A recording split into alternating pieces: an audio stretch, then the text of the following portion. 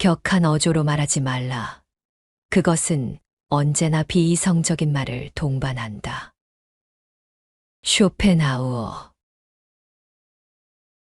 우리는 끊임없이 타인과의 관계 속에서 살아간다. 사람과의 관계는 우리를 지탱해 주는 힘이 되기도 하지만 때로는 큰 스트레스와 견디기 힘든 갈등 속으로 우리를 침체시키기도 한다. 특히나 다른 스트레스 요인들보다 더욱 더 크게 우리의 삶을 지배한다. 왜 우리는 서로를 아프게 하는 일들을 벌이는 걸까? 함께 공감해주고 연민의 마음으로 보살펴주지 못하는 이유는 무엇일까?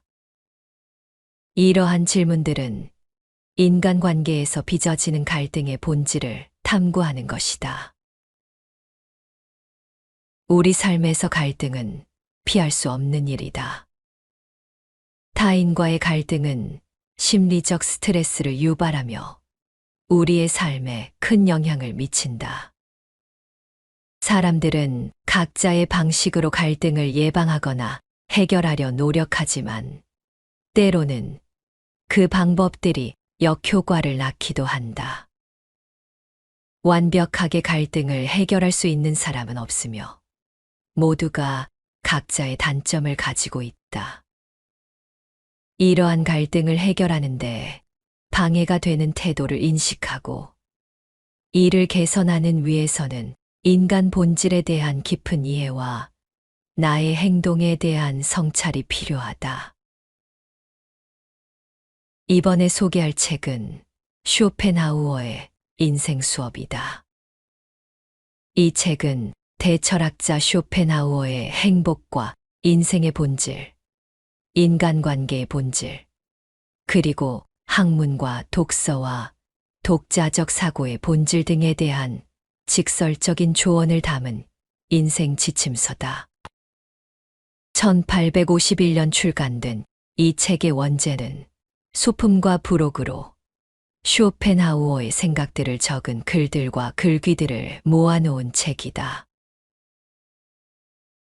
쇼펜하우어는 이 책에서 인생은 고통 그 자체지만 이 고통이 살아갈 힘을 준다고, 남에게 보여주고 평가받기 위해 인생을 낭비하지 말라고, 덜 불행하게 사는 것이 행복하게 산다는 것의 진짜 의미라고 전한다. 돌멩이를 내가 바꾸지 못하듯 나는 그들을 바꾸지 않을 것이다. 세상을 헤쳐나가기 위해서는 행동에 주의를 기울이고 관용을 지니는 것이 유용하다.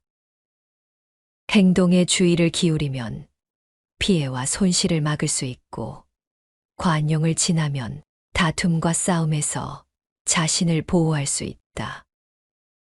사람들 사이에서 살아가야 하는 사람은 자연이 설정하고 부여한 개성이 제 아무리 최악이거나 한심하고 우스꽝스러운 것이라 해도 거부해서는 안 된다.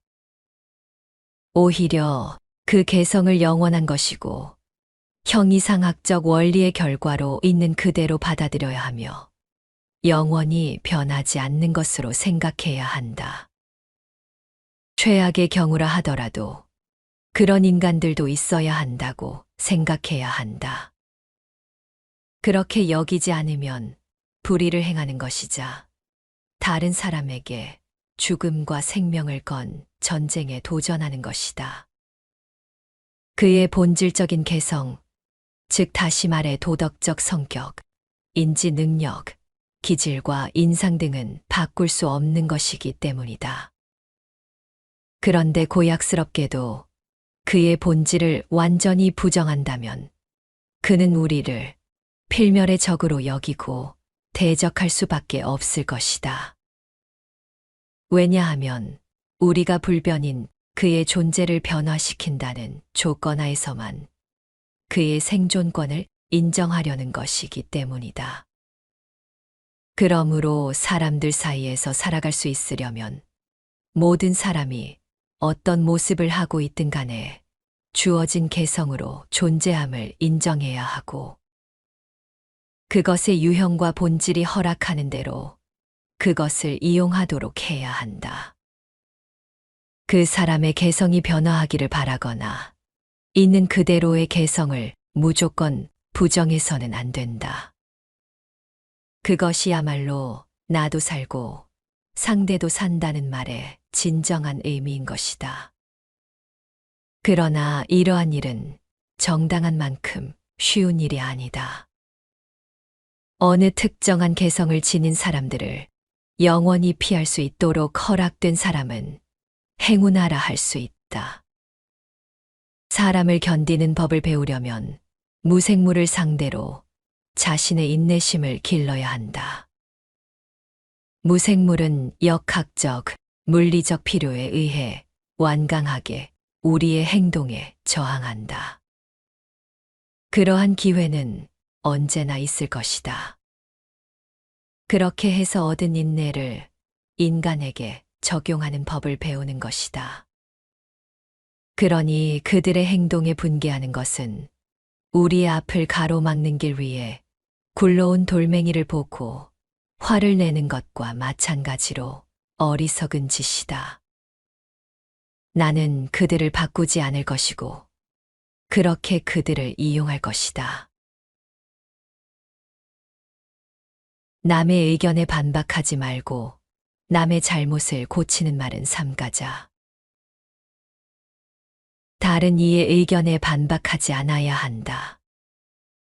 사람들이 믿는 모든 부조리에 대해 전부 이야기하며 그 생각을 바꾸려고 한다면 아무리 오래 산다 하더라도 그것을 끝내지 못할 것이다.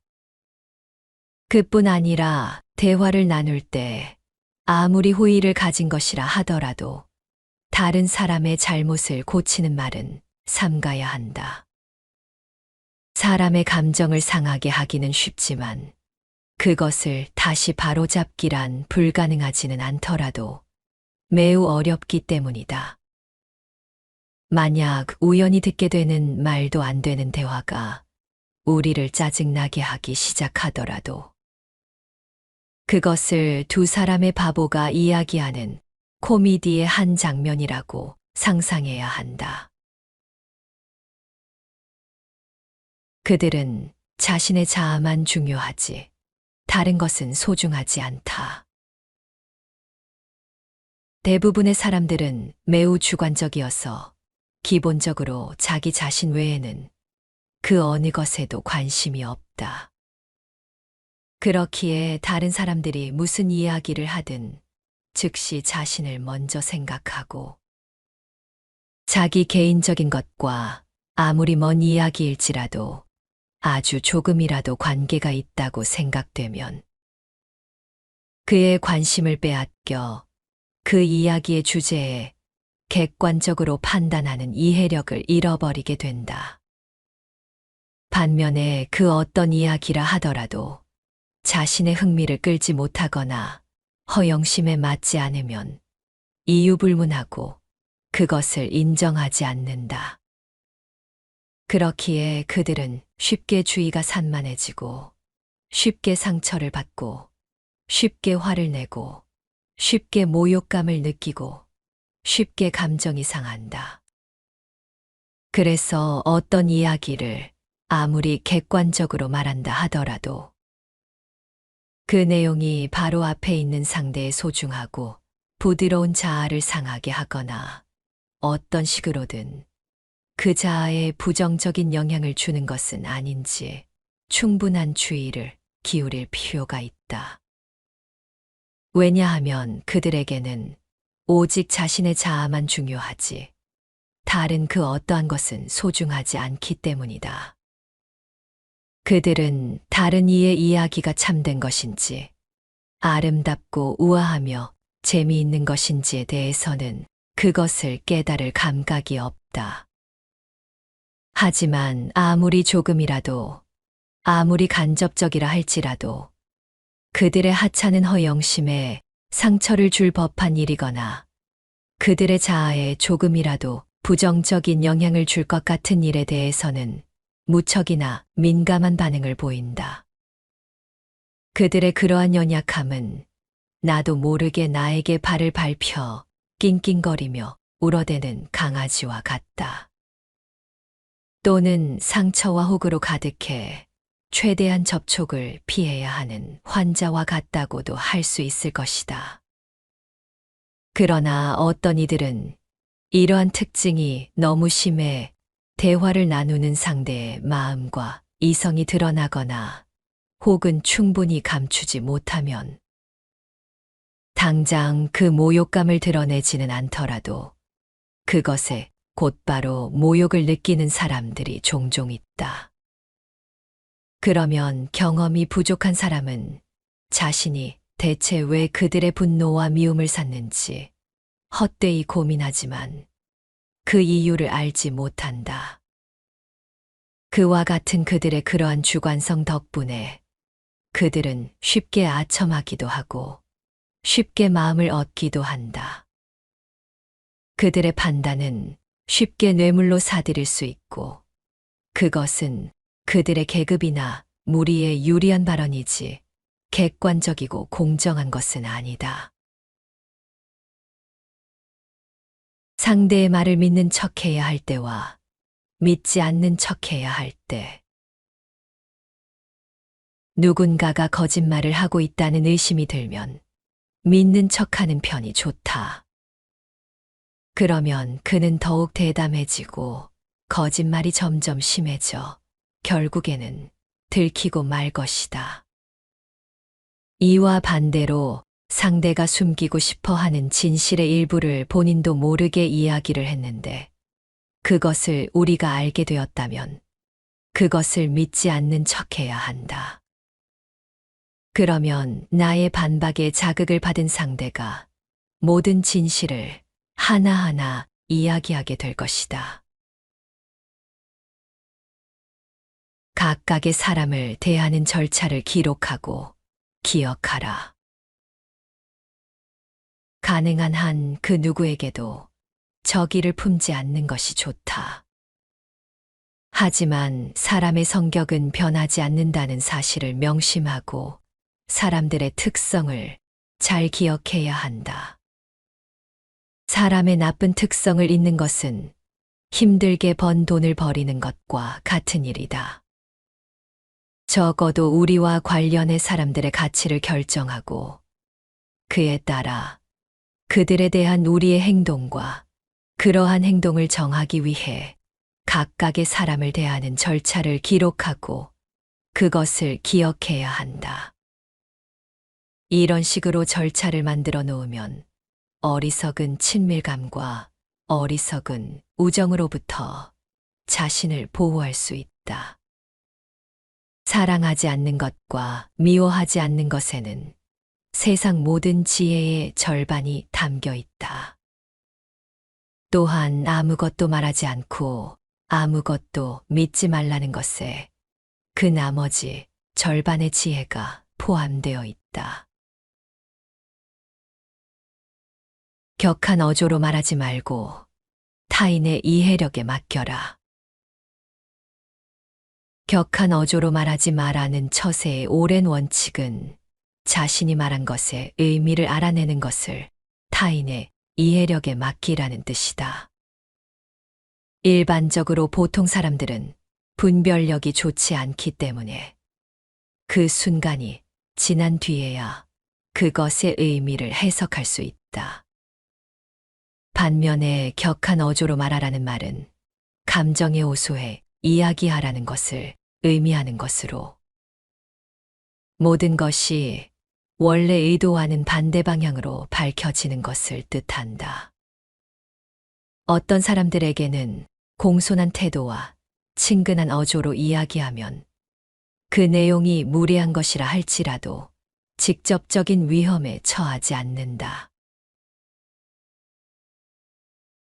허영심은 수다스럽게 만들지만 자존감은 과묵하게 만든다.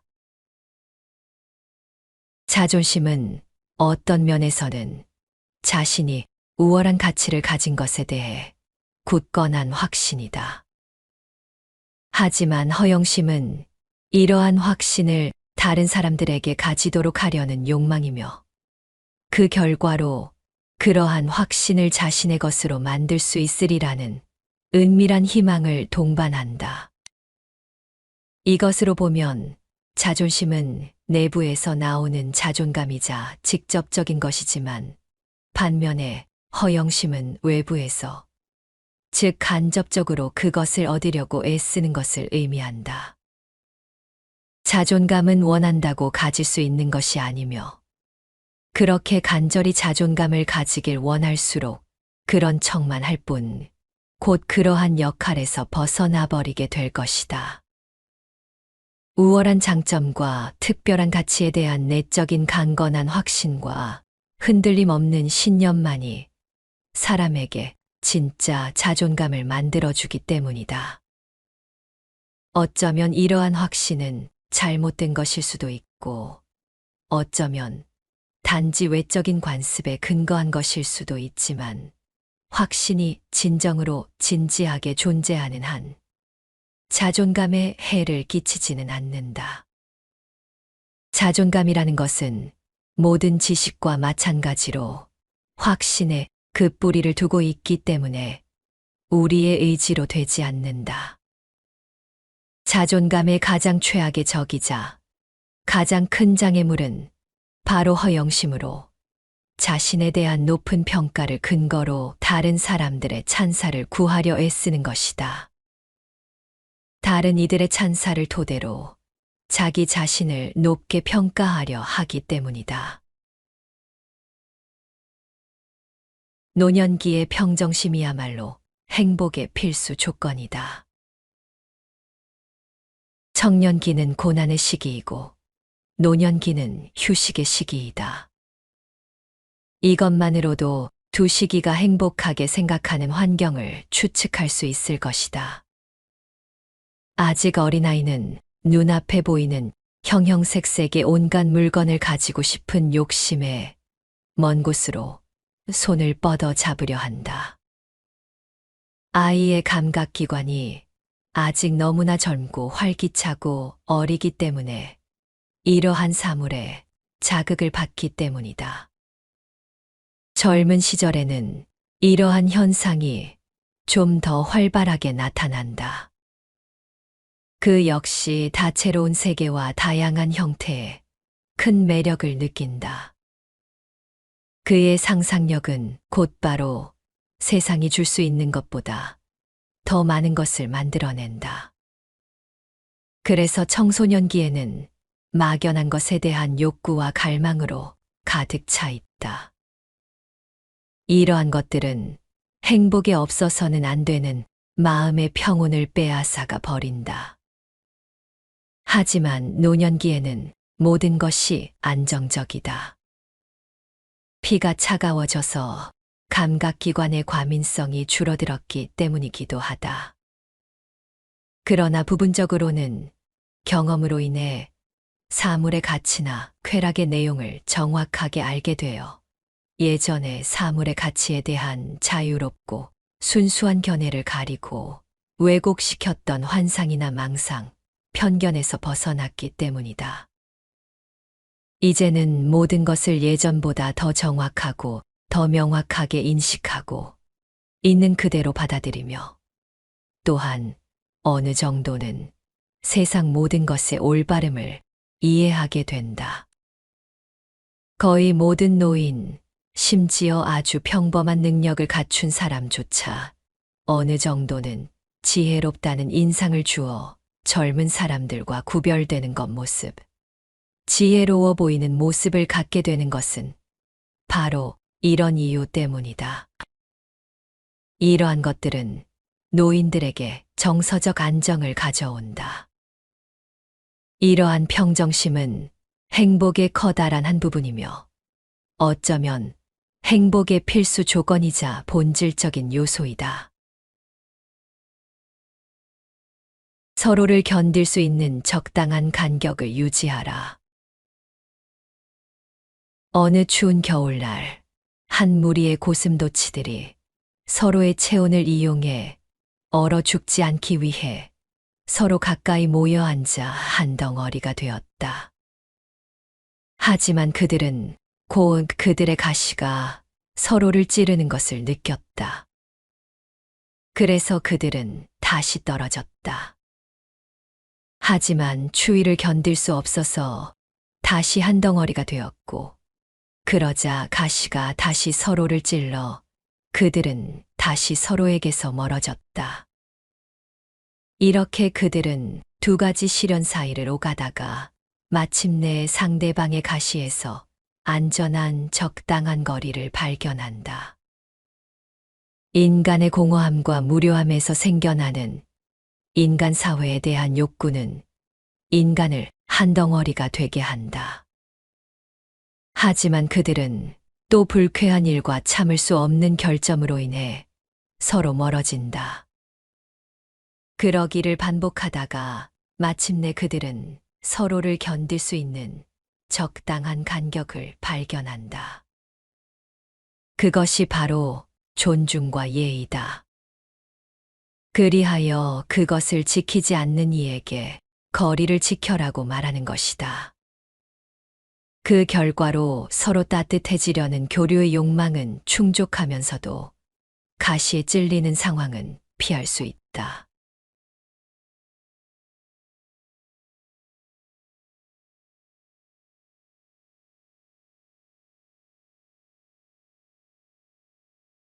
격한 어조로 말하지 말라. 그것은 언제나 비이성적인 말을 동반한다. 쇼펜하우어. 우리는 끊임없이 타인과의 관계 속에서 살아간다. 사람과의 관계는 우리를 지탱해 주는 힘이 되기도 하지만, 때로는 큰 스트레스와 견디기 힘든 갈등 속으로 우리를 침체시키기도 한다. 특히나 다른 스트레스 요인들보다 더욱 더 크게 우리의 삶을 지배한다. 왜 우리는 서로를 아프게 하는 일들을 벌이는 걸까? 함께 공감해주고 연민의 마음으로 보살펴주지 못하는 이유는 무엇일까? 이러한 질문들은 인간관계에서 빚어지는 갈등의 본질을 탐구하는 것이다. 우리 삶에서 갈등은 피할 수 없는 일이다. 타인과의 갈등은 심리적 스트레스를 유발하며 우리의 삶에 큰 영향을 미친다. 사람들은 각자의 방식으로 갈등을 예방하거나 해결하려 노력하지만 때로는 그 방법들이 역효과를 낳기도 한다. 완벽하게 갈등을 해결할 수 있는 사람은 없으며 모두가 각자의 단점을 가지고 있다. 이러한 갈등을 해결하는데 방해가 되는 태도를 인식하고 이를 개선하는 위해서는 인간 본질에 대한 깊은 이해와 나의 행동에 대한 성찰이 필요하다. 이번에 소개할 책은 쇼펜하우어의 인생 수업이다.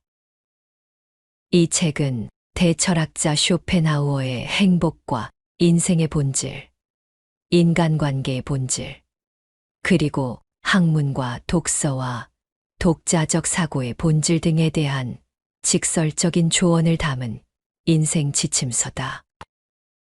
1851년 출간된 이 책의 원제는 소품과 부록으로 쇼펜하우어의 생각들을 적은 글들과 글귀들을 모아놓은 책이다.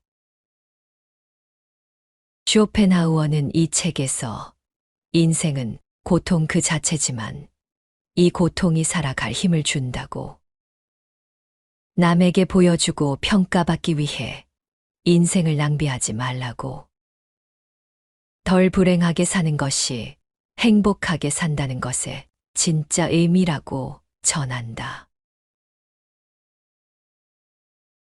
돌멩이를 내가 바꾸지 못하듯 나는 그들을 바꾸지 않을 것이다. 세상을 헤쳐나가기 위해서는 행동에 주의를 기울이고 관용을 지니는 것이 유용하다. 행동에 주의를 기울이면 피해와 손실을 막을 수 있고, 관용을 지나면 다툼과 싸움에서 자신을 보호할 수 있다. 사람들 사이에서 살아가야 하는 사람은 자연이 설정하고 부여한 개성이 제 아무리 최악이거나 한심하고 우스꽝스러운 것이라 해도 거부해서는 안 된다. 오히려 그 개성을 영원한 것이고 형이상학적 원리의 결과로 있는 그대로 받아들여야 하며 영원히 변하지 않는 것으로 생각해야 한다. 최악의 경우라 하더라도 그런 인간들도 있어야 한다고 생각해야 한다. 그렇게 여기지 않으면 불의를 행하는 것이자 다른 사람에게 죽음과 생명을 건 전쟁에 도전하는 것이다. 그의 본질적인 개성, 즉 다시 말해 도덕적 성격, 인지 능력, 기질과 인상 등은 바꿀 수 없는 것이기 때문이다. 그런데 고약스럽게도 그의 본질을 완전히 부정한다면 그는 우리를 필멸의 적으로 여기고 대적할 수밖에 없을 것이다. 왜냐하면 우리가 불변인 그의 존재를 변화시킨다는 조건 하에서만 그의 생존권을 인정하려는 것이기 때문이다. 그러므로 사람들 사이에서 살아갈 수 있으려면 모든 사람이 어떤 모습을 하고 있든 간에 주어진 개성으로 존재함을 인정해야 하고 그것의 유형과 본질이 허락하는 대로 그것을 이용하도록 해야 한다. 그 사람의 개성이 변화하기를 바라거나 있는 그대로의 개성을 무조건 부정해서는 안 된다. 그것이야말로 나도 살고 상대도 산다는 말의 진정한 의미인 것이다. 그러나 이러한 일은 정당한 만큼 쉬운 일이 아니다. 어느 특정한 개성을 지닌 사람들을 영원히 피할 수 있도록 허락된 사람은 행운하라 할 수 있다. 사람을 견디는 법을 배우려면 무생물을 상대로 자신의 인내심을 길러야 한다. 무생물은 역학적, 물리적 필요에 의해 완강하게 우리의 행동에 저항한다. 그러한 기회는 언제나 있을 것이다. 그렇게 해서 얻은 인내를 인간에게 적용하는 법을 배우는 것이다. 그러니 그들의 행동에 분개하는 것은 우리의 앞을 가로막는 길 위에 굴러온 돌멩이를 보고 화를 내는 것과 마찬가지로 어리석은 짓이다. 나는 그들을 바꾸지 않을 것이고 그렇게 그들을 이용할 것이다. 남의 의견에 반박하지 말고 남의 잘못을 고치는 말은 삼가자. 다른 이의 의견에 반박하지 않아야 한다. 사람들이 믿는 모든 부조리에 대해 전부 이야기하며 그 생각을 바꾸려고 한다면 아무리 오래 산다 하더라도 그것을 끝내지 못할 것이다.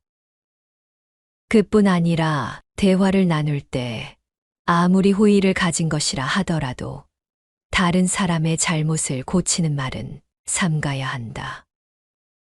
사람의 감정을 상하게 하기는 쉽지만 그것을 다시 바로잡기란 불가능하지는 않더라도 매우 어렵기 때문이다. 만약 우연히 듣게 되는 말도 안 되는 대화가 우리를 짜증나게 하기 시작하더라도 그것을 두 사람의 바보가 이야기하는 코미디의 한 장면이라고 상상해야 한다. 그들은 자신의 자아만 중요하지 다른 것은 소중하지 않다. 대부분의 사람들은 매우 주관적이어서 기본적으로 자기 자신 외에는 그 어느 것에도 관심이 없다. 그렇기에 다른 사람들이 무슨 이야기를 하든 즉시 자신을 먼저 생각하고 자기 개인적인 것과 아무리 먼 이야기일지라도 아주 조금이라도 관계가 있다고 생각되면 그의 관심을 빼앗겨 그 이야기의 주제에 객관적으로 판단하는 이해력을 잃어버리게 된다. 반면에 그 어떤 이야기라 하더라도 자신의 흥미를 끌지 못하거나 허영심에 맞지 않으면 이유불문하고 그것을 인정하지 않는다. 그렇기에 그들은 쉽게 주의가 산만해지고 쉽게 상처를 받고 쉽게 화를 내고 쉽게 모욕감을 느끼고 쉽게 감정이 상한다.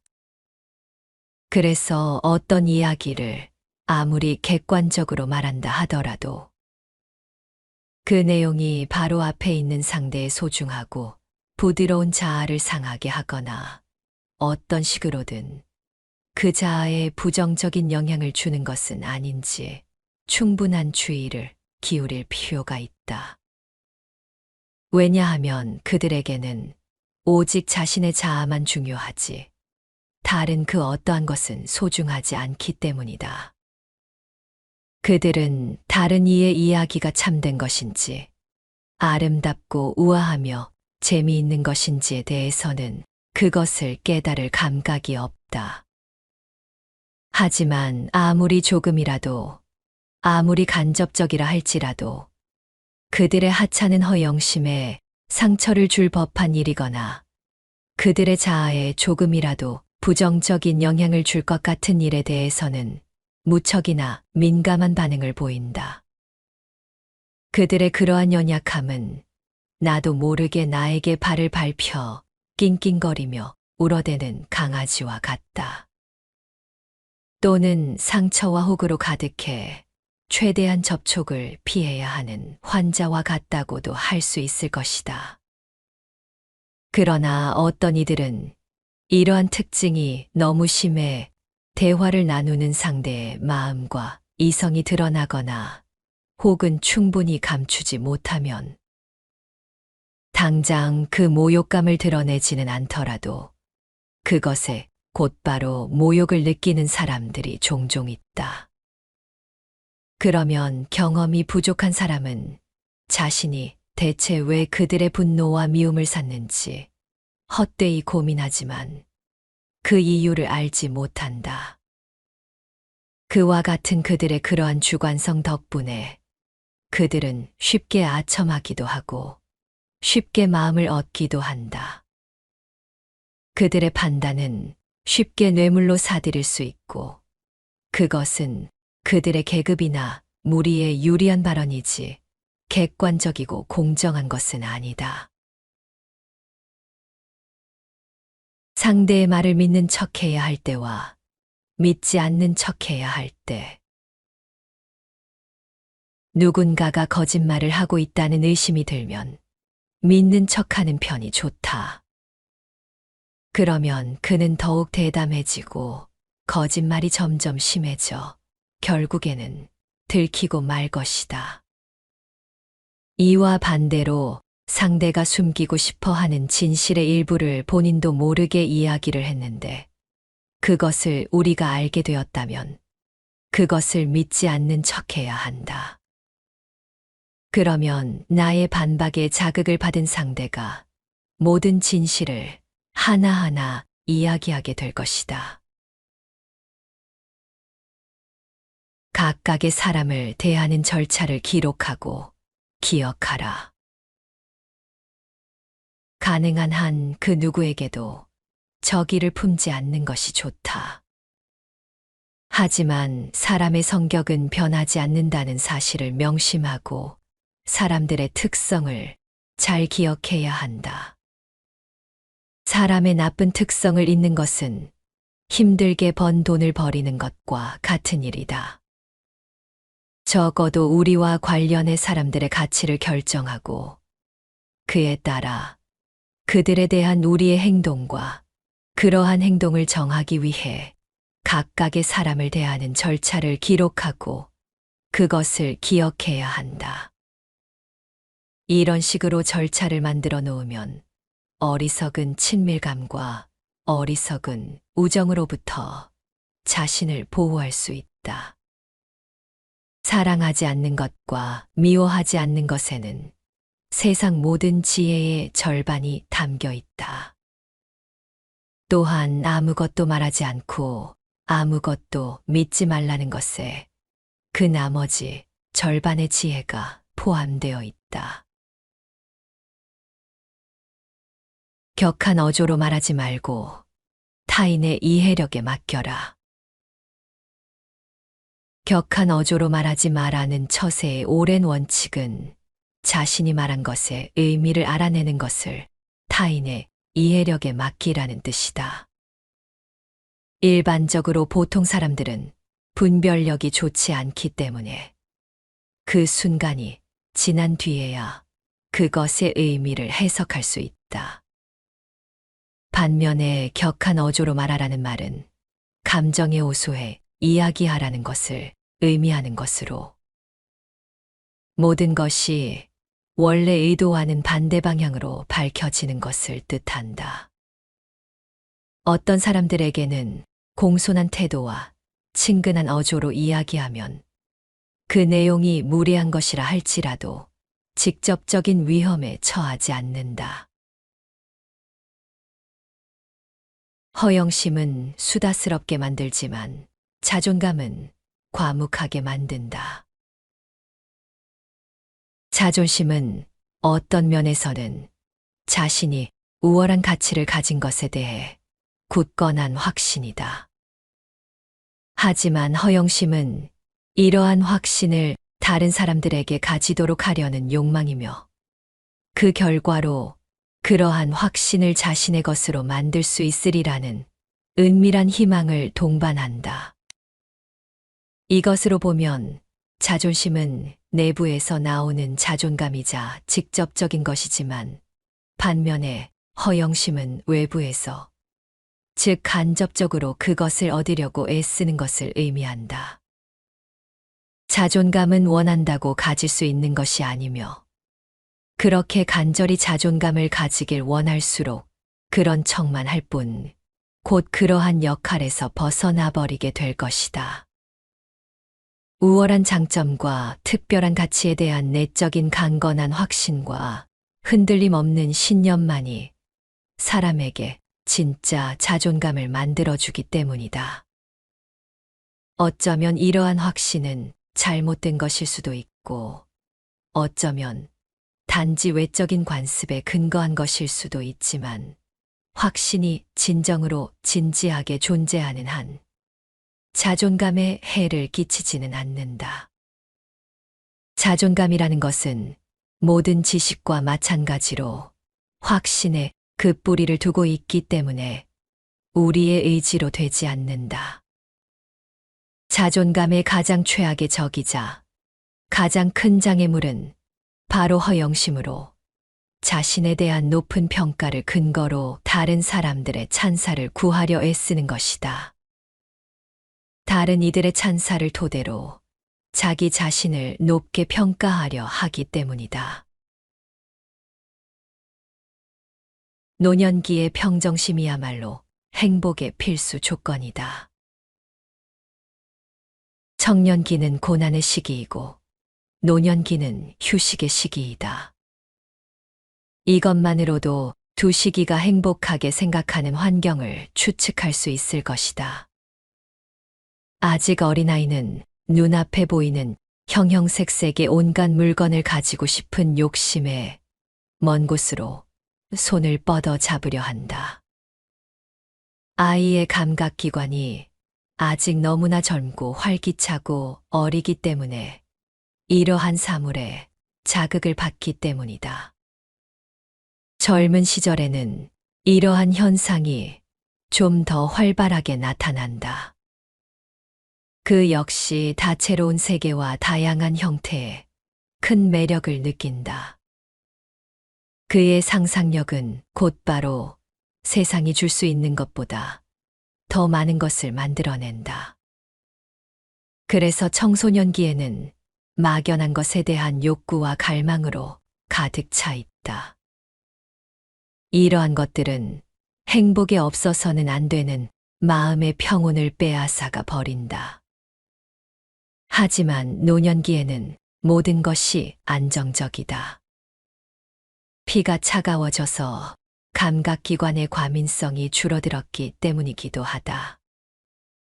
그러나 부분적으로는 경험으로 인해 사물의 가치나 쾌락의 내용을 정확하게 알게 되어 예전의 사물의 가치에 대한 자유롭고 순수한 견해를 가리고 왜곡시켰던 환상이나 망상, 편견에서 벗어났기 때문이다. 이제는 모든 것을 예전보다 더 정확하고 더 명확하게 인식하고 있는 그대로 받아들이며 또한 어느 정도는 세상 모든 것의 올바름을 이해하게 된다. 거의 모든 노인, 심지어 아주 평범한 능력을 갖춘 사람조차 어느 정도는 지혜롭다는 인상을 주어 젊은 사람들과 구별되는 겉모습, 지혜로워 보이는 모습을 갖게 되는 것은 바로 이런 이유 때문이다. 이러한 것들은 노인들에게 정서적 안정을 가져온다. 이러한 평정심은 행복의 커다란 한 부분이며 어쩌면 행복의 필수 조건이자 본질적인 요소이다. 서로를 견딜 수 있는 적당한 간격을 유지하라. 어느 추운 겨울날, 한 무리의 고슴도치들이 서로의 체온을 이용해 얼어 죽지 않기 위해 서로 가까이 모여 앉아 한 덩어리가 되었다. 하지만 그들은 곧 그들의 가시가 서로를 찌르는 것을 느꼈다. 그래서 그들은 다시 떨어졌다. 하지만 추위를 견딜 수 없어서 다시 한 덩어리가 되었고, 그러자 가시가 다시 서로를 찔러 그들은 다시 서로에게서 멀어졌다. 이렇게 그들은 두 가지 시련 사이를 오가다가 마침내 상대방의 가시에서 안전한 적당한 거리를 발견한다. 인간의 공허함과 무료함에서 생겨나는 인간 사회에 대한 욕구는 인간을 한 덩어리가 되게 한다. 하지만 그들은 또 불쾌한 일과 참을 수 없는 결점으로 인해 서로 멀어진다. 그러기를 반복하다가 마침내 그들은 서로를 견딜 수 있는 적당한 간격을 발견한다. 그것이 바로 존중과 예의다. 그리하여 그것을 지키지 않는 이에게 거리를 지켜라고 말하는 것이다. 그 결과로 서로 따뜻해지려는 교류의 욕망은 충족하면서도 가시에 찔리는 상황은 피할 수 있다.